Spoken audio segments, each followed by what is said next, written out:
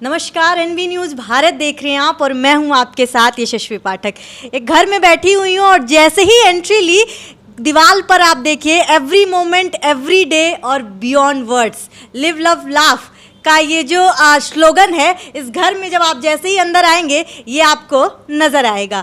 और हमारे साथ बैठी हैं एक खूबसूरत मुस्कुराता हुआ चेहरा और उनके साथ दो और चेहरे बैठे हैं जो संतोषजनक लग रहे हैं, अभी संतुष्ट लग रहे हैं अपने बच्चे की काबिलियत से, अपने बच्चे के सपने से और उस हुनर से जो आज इनको मीडिया के सामने, परिवार के सामने, रिश्तेदारों के सामने जो स्वाभिमान है वो एकदम ऊपर करके ये चेहरे बैठे हुए हैं। बात कर रही हूँ यूपीएससी का रिजल्ट देखा होगा आपने, हर घर में कुछ ना कुछ चिराग पैदा ही हो जाते हैं, लेकिन गोरखपुर में इस बार बहुत सारे चिराग पैदा हुए और इसी चिराग में नाम है एक दृष्टि जायसवाल का भी। जैसी दृष्टि है, दूरदृष्टि रखती हैं, ड्रीम कम ट्रू मोमेंट आ गया है इनके लिए। इनसे बात करेंगे और जानेंगे कि यूपीएससी का ये जो ख्वाब था वो कब से देख रही थी और लगातार ये जो संघर्ष है, कहते हैं हिंदुस्तान का सबसे बड़ा ये एग्जाम होता है, अगर आपने इसको क्लियर कर लिया तो आप किसी एक अलग कैटेगरी, एक अलग क्यू में आप खड़े नजर आते हैं। आप जिला संभालते हैं, आप देश संभालेंगे, ये सपने बढ़ते ही जाते हैं। इनसे जानते हैं कि ये जो संघर्ष की कड़ियां हैं कैसे जुड़ती हैं और जब जुड़ती हैं तो रिजल्ट कैसे यूपीएससी क्लियर का मिलता है। बहुत स्वागत है दृष्टि। Thank you so much ma'am. बहुत ही खूबसूरत लग रही हैं आप और जिस तरीके से, पहले तो आपको बहुत सारी बधाइयाँ, लोग जिस तरीके से आपको हाथों हाथ ले रहे हैं इस वक्त, लेकिन संघर्ष की अपनी एक कहानी होती है। जैसा मैं इंट्रो में कह भी रही थी कि ये जो संघर्ष है ये आपको एक अलग क्यू में खड़ा करता है, हिंदुस्तान का सबसे कठिन परीक्षा है ये। शुरुआत कहाँ से होती है? शुरुआत 2018 ग्रेजुएशन के बाद। ग्रेजुएशन में मैंने सोचा कि कोई ऐसा प्लेटफॉर्म मिले जिससे सोशल सर्विस की जा सके, कोई ऐसा, और यूपीएससी एक प्लेटफॉर्म प्रोवाइड करता है जिससे, जो रिसोर्स प्रोवाइड करता है कि हम अपने समाज के लिए कुछ कर सकें। और इसलिए मैंने यूपीएससी की परीक्षा देने का सोचा और उसके बाद मैंने, ये मेरा चौथा अटेम्प्ट था, पहला इंटरव्यू, पहला मेंस था और इस बार मुझे ऑल इंडिया रैंक 255 मिली।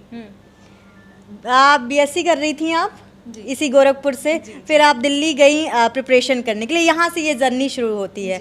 लेकिन आपके पेरेंट्स साथ में बैठे हुए हैं, पहले माँ को तो सब बात करते हैं लेकिन पहले पिता से बात शुरू करेंगे, क्योंकि पिता को अक्सर कहा जाता है कि संघर्षों में तो साथ रहते हैं लेकिन सफलताओं में थोड़े पीछे रहते हैं, तो पहले शुरुआत इनसे करेंगे।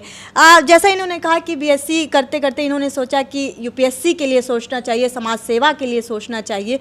आपका किस तरीके से सपोर्ट होता है और उस सपोर्ट के साथ जब ये फैसला लिया जाता है तो कितना गर्व करते हैं कि हमारा बच्चा समाज सेवा के लिए सोच रहा है?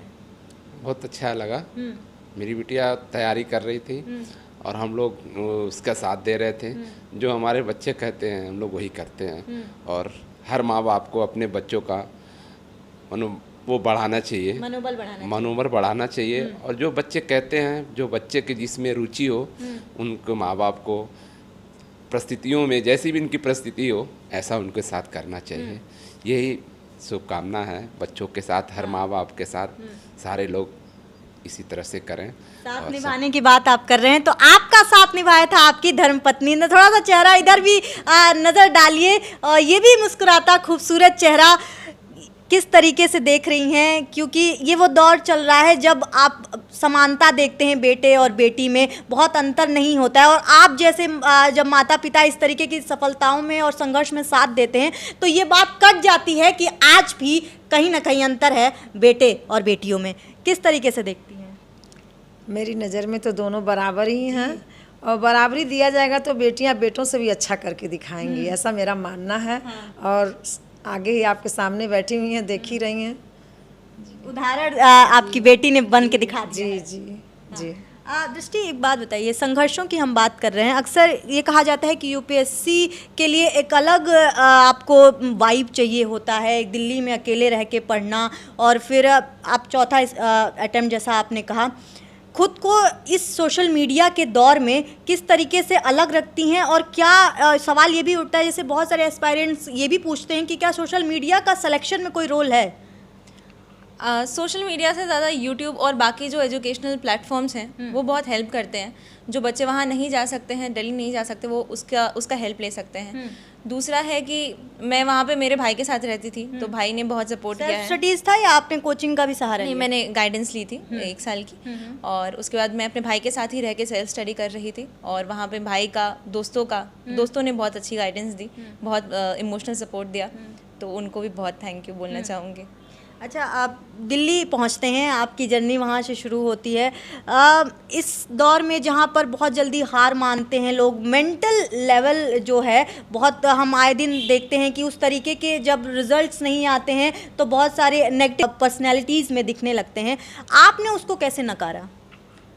फैमिली और फ्रेंड्स का सपोर्ट ही था। हर दिन बात कर पाती थी लोगों से? हाँ, बिल्कुल बिल्कुल। मैं पूरे दिन में अपनी मम्मी से बात करती थी, अपने दोस्तों से बात करती थी, पढ़ाई के बारे में ही बात होती थी, पर मैं अब करती थी बिल्कुल ही, क्योंकि 3 बार नहीं होने के बाद हर बार गिरना फिर उठना, वो मेरे फैमिली ने बहुत सपोर्ट किया। मेरी बहन, मेरी जॉइंट फैमिली है, मेरी दीदी, मेरे भाई, लोगों ने, कहीं गिरती थी तो दूसरे दिन कोई कहता था नहीं नहीं उठो, हो जाएगा तुम्हारा। मेरे दोस्तों ने बहुत सपोर्ट किया, तो इन लोगों की वजह से आज मैं यहाँ पे हूँ। आपके अगर मैं आसपास देखूं परिवार में या कहीं, तो सिविल सर्विसेज के में कोई इस तरीके का गाइडेंस था आपके साथ?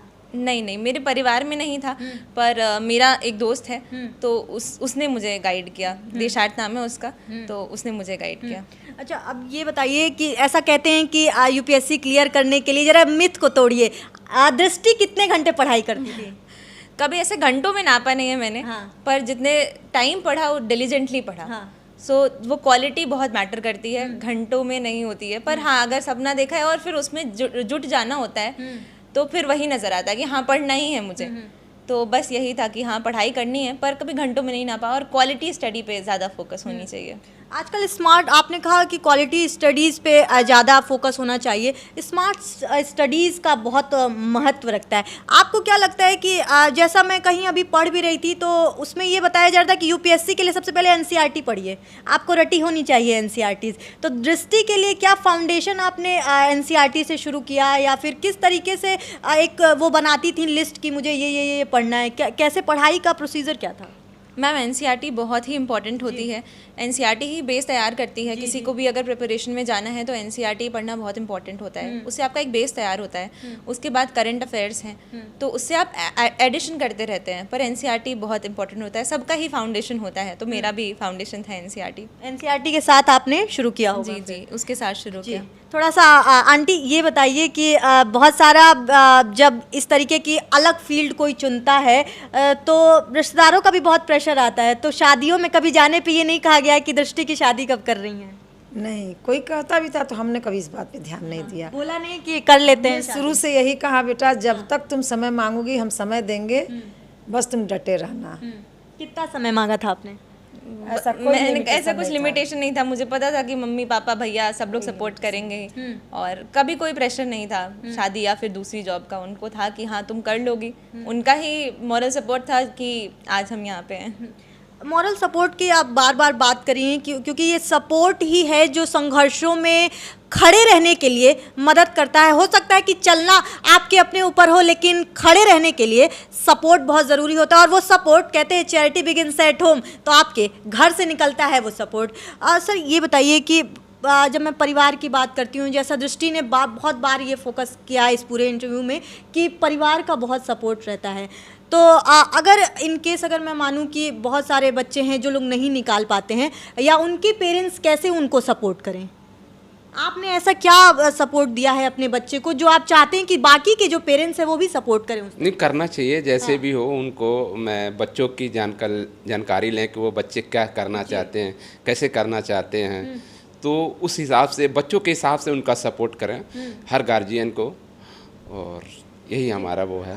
जैसा सर ने कहा कि बात करना बहुत ज़रूरी है, आपको क्या लगता है कि इस फील्ड में जब लगातार आपको कंटिन्यूसली मेहनत करनी है, तो लोगों से, अपने करीबियों से बात करना कितना ज़रूरी होता है? वो अकेलापन नहीं होना चाहिए, कितना ज़रूरी है ये? बहुत ज़रूरी है। मतलब बहुत अकेलापन हो जाएगा तो इंसान स्ट्रेस लेने लगता है, तो अपने दोस्तों, अपने परिवार वालों से बात करना बहुत ज़रूरी है, ताकि आपको हुआ कभी एक ऐसा लम्हा बताइए जब लगा कि अब छोड़ देना चाहिए, या गिर रही हूँ अब नहीं होगा, वापस चलते हैं और बहुत सारी चीज़ें हैं जो दुनिया में कर सकते हैं? लास्ट अटेम्प्ट के बाद एक बार को लगा था, पर वो रिजल्ट आने के बाद का दुख था। फिर लगा कि नहीं हो जाएगा, थोड़े ही मार्क्स से कितनी रह जल्दी गए। रिकवर किया आपने?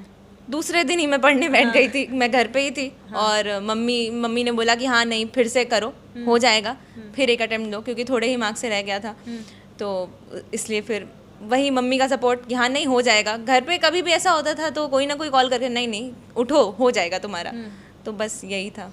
अब जाते जाते ये बताइए, दो सवाल और मन में आते हैं। प्रीलिम्स और मेंस की आपने बात की है, लेकिन वो तो थ्योरीज या आपके अपने फाउंडेशन पर निर्भर मार्क्स लाते हैं, लेकिन इंटरव्यूज़ के लिए बताइए कि क्या बहुत सारे ऐसे वीडियोस भी हमने देखे हैं कि कुछ ऊट पटांग सवाल पूछे जाते हैं, वो ज़रा मिथ को तोड़िए। अक्सर लोगों को लगता है कि इंटरव्यूज़ में आपको IQ क्वेश्चंस की ज़रूरत होती है। बताइए कि इंटरव्यू कैसा हुआ था और कैसे कैसे सवाल पूछे गए थे आपसे? इंटरव्यू बोर्ड बहुत कॉर्डियल होता है, जैसा ऐसे क्वेश्चन अतरंगी क्वेश्चन नहीं पूछे जाते, बहुत कॉर्डियल होता है। वहाँ एक कॉन्वर्सेशन होता है सर लोग के और आपके, सर मैम के और आपके बीच में, और जैसे हम आप बात कर रहे हैं वैसे ही वहाँ पे एक कॉन्वर्सेशन होता है, एक आपकी पर्सनैलिटी गॉज की जाती है उसमें। तो बहुत ही कॉर्डियल होता है इंटरव्यूज़ की आपने तैयारी की थी? हाँ, मैंने मॉक दिया दिया था। तो उससे ही तैयारी हुई। जो सर लोग बोलते थे वो अपनी पर्सनालिटी में अगर कुछ चेंजेस करने होते थे, जो भी उनके एडिशन होते थे, कोशिश की और मॉक्स के थ्रू किया। अब क्या देख रही हैं? अब तो सफलता मिल गई है, अब किस तरीके से समाज को देने की बारी आ गई है। परिवार ने आपको दिया, समाज ने आपको दिया, अब आपकी बारी है, किस तरीके से पे बैक करेंगी? बिल्कुल, जो भी मेरा कार्यभार मुझे दिया जाएगा मैं पूरी ईमानदारी से उसे निभाने की कोशिश करूँगी। और हर वर्ग आपका कोर था कि मुझे इस फील्ड में या मुझे इसमें इंटरेस्ट है? मुझे महिलाओं और बच्चों और फिर एल्डरली पॉपुलेशन जो है मैं उनके लिए बहुत करना चाहूँगी। मैं चाहूँगी कि एल्डरली पॉपुलेशन जो भी है उन तक स्कीम्स पहुँचे, तो मैं उस फील्ड में काम करना चाहूँगी। महिलाओं के लिए खुशखबरी आ गई है और दृष्टि जायसवाल ने वादा कर दिया है आपसे कि मैं चाहती हूं कि मैं महिलाओं के लिए काम करूं, बच्चों के लिए काम करूं।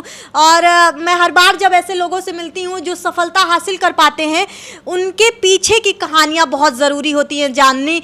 जब माता पिता साथ बैठते हैं, इनके भाई भी हैं, वो भी किस तरीके से सपोर्ट करते हैं। ये वो दौर है जब महिलाओं को शायद हम कहते तो हैं कि दौड़िए, लेकिन 100 तक रोक भी लेते हैं कि इसके बाद आप नहीं दौड़ सकते। वहीं एक एग्जाम्पल ये जायसवाल परिवार भी है जो माँ बाप ये कहते हैं कि हम बच्चे के हिसाब से चलेंगे। तो ज़रा आप भी अपने बच्चों के हिसाब से चल के देखिए, उनके बारे में सोचिए, उनसे बात करिए और उनसे पूछिए कि क्या करना चाहते हैं। फील्ड कोई भी हो सकता है और ये वो दौर चल रहा है जब अपॉर्चुनिटीज़ की कमी नहीं है, प्लेटफॉर्म की कमी नहीं है, हुनरमंद होना ज़रूरी है। तो अपने बच्चों को हुनरमंद बनाइए और बनाइए दृष्टि जायसवाल जैसा भी, जो चाहती हैं कि उनके समाज को वो कुछ दे पाएं। बने रहिए एनबी भारत के साथ, ऐसी और कहानियां हैं। इस गोरखपुर में बहुत सारी कहानियां और चिरागों से मिलवाऊंगी आपको।